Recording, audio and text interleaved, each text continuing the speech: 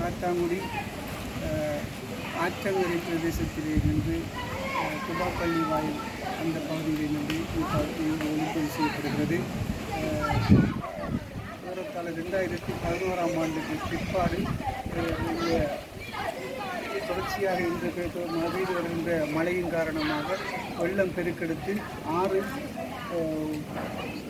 துபாப்பள்ளியின் வீதி ஊடறுத்து வீடுகள் முழுமையாக பாதிக்கப்பட்ட நிலையில் காணப்படுவதை நாங்கள் அவதானிக்கக்கூடியதாக இருக்கிறது.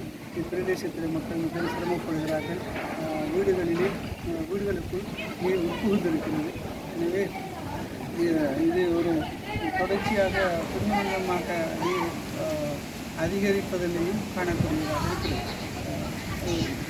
பகுதியில் பார்க்கின்ற போது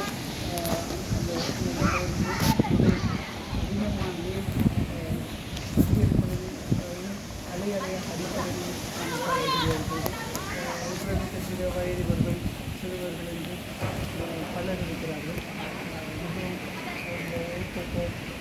ஆற்று பெருக்கெடுப்பு அணைக்கட்டின்